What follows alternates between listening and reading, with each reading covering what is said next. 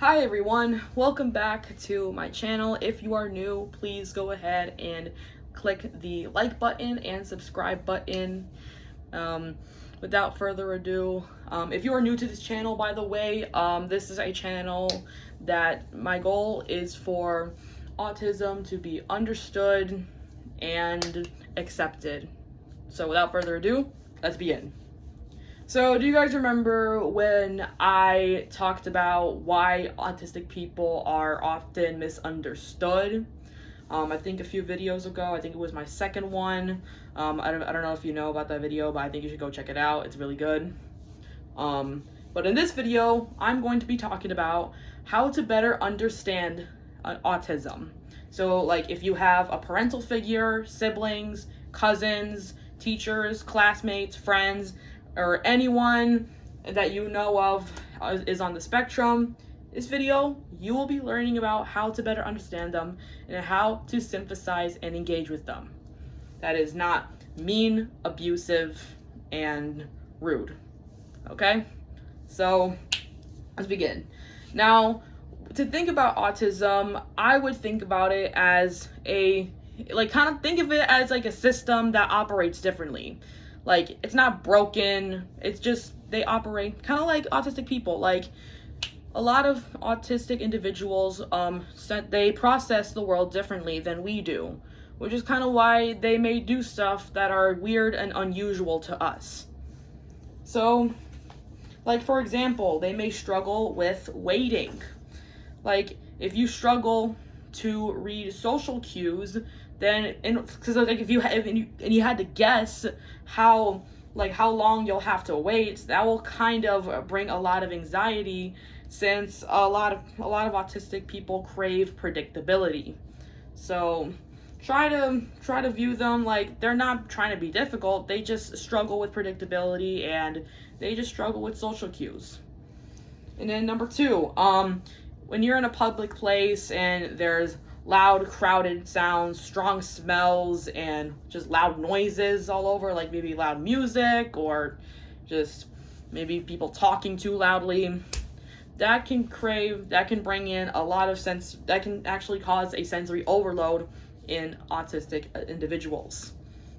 So if you're gonna go out, maybe take them to places that are maybe like sensory free, okay, that won't cause a sensory overload, or just bring headphones like what I do.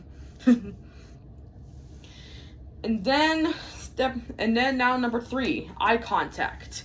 Now if you have talked to someone who is on the spectrum, you might notice that they may struggle with eye contact.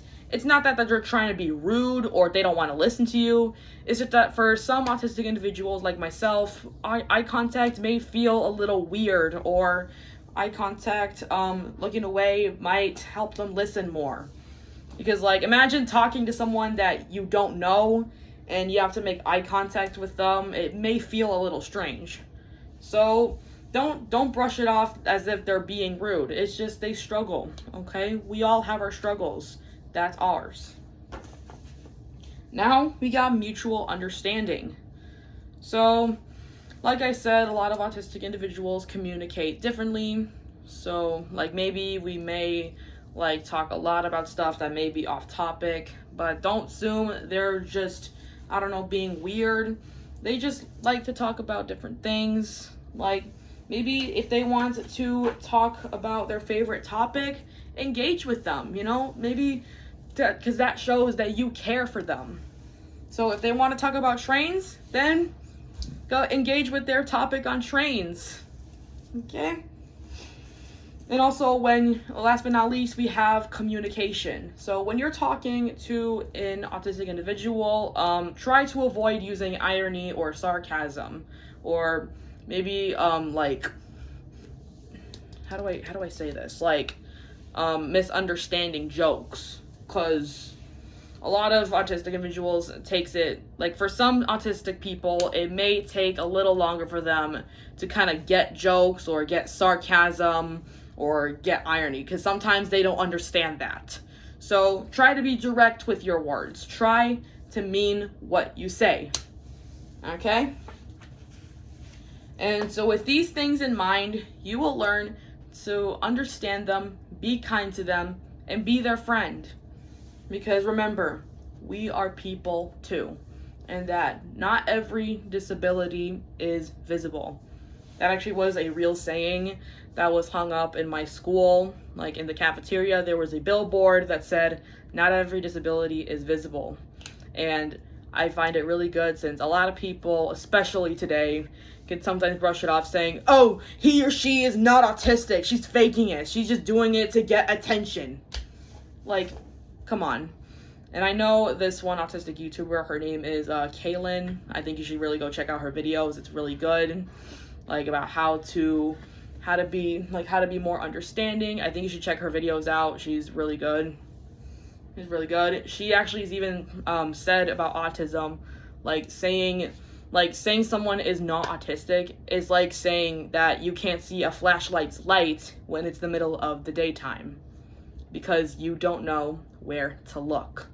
And I really love those words that she said. It really inspired me, which actually inspired me to make this video. So, as I say in all of my videos, keep going and keep trying. See you guys.